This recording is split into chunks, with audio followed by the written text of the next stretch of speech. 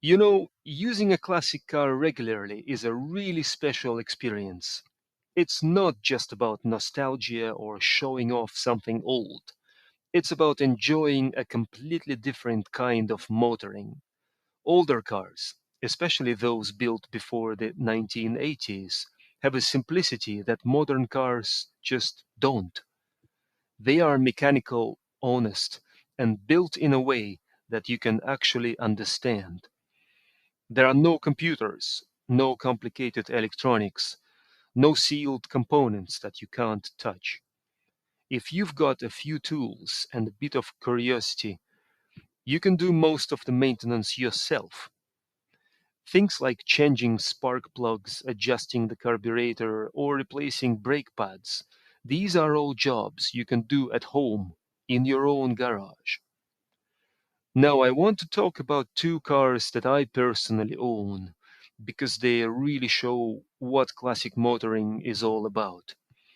One is a 1958 Rover P4 90, and the other one is a Mercedes-Benz S124 200T. They come from completely different eras, but both have that same mechanical honesty that makes them such a joy to own. The Rover P4 is a beautiful piece of engineering from the 1950s. It's solid, simple, and built to last.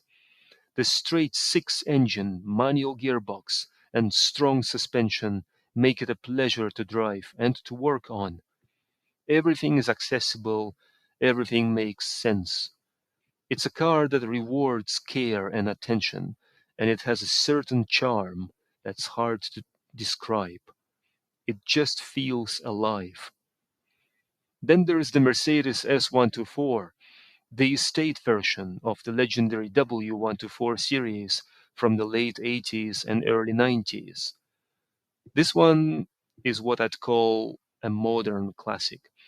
It's still got that old school engineering quality, but it's also practical and comfortable enough for regular use. I drive it every day. The mechanicals are overbuilt, the design is straightforward, and parts are easy to find. And you know what? Some classics from the 1980s are actually quite safe. People often think old cars are death traps, but that's not true. Many of them, like the W124, were designed with real crash protection and solid structure. Now, one of the best things about these older cars is how reliable they can be when they are looked after. There is no mystery to them. If something goes wrong, you can usually figure it out yourself.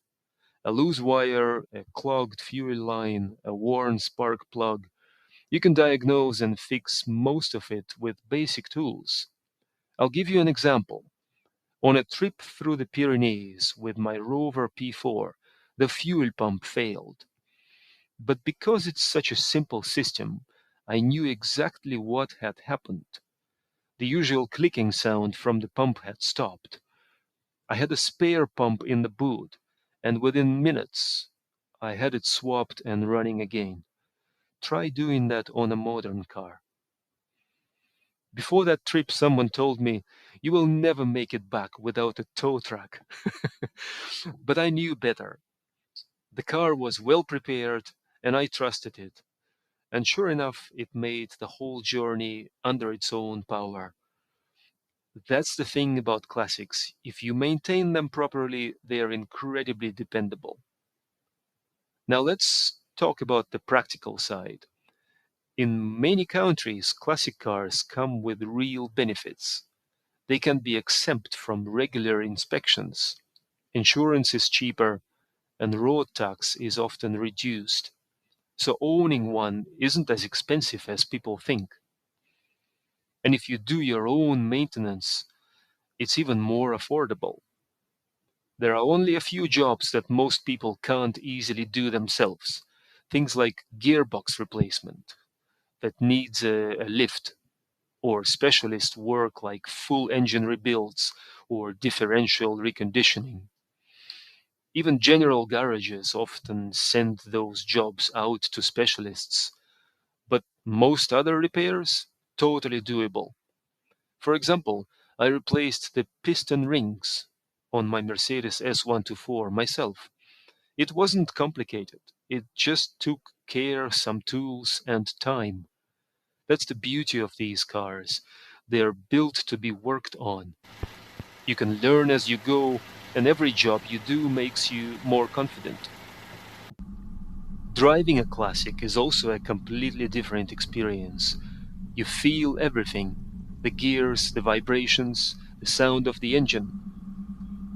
It's engaging in a way modern cars just aren't. Even a quick trip to the shop becomes something special. If you went out to buy a pack of milk and forgot your wallet, in a modern car, that's just wasted time, right? But in a classic, you have enjoyed every kilometer. If you're thinking about getting into classic cars, my advice is simple: do it now. Don't wait for the perfect time. I had a 15-year break between my first and second classic, and I really regret it. Those were years I could have spent driving, learning, and enjoying the hobby. For beginners, start simple. Go for something with a four-cylinder carburetor engine or diesel mechanical fuel injection and a manual gearbox. These cars are easy to maintain and great to learn on. Avoid jumping straight into something complicated: big V8s with no space around the engine, or cars with complex fuel injection systems that are hard to diagnose.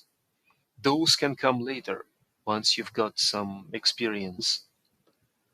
Owning a classic opens up a whole new world.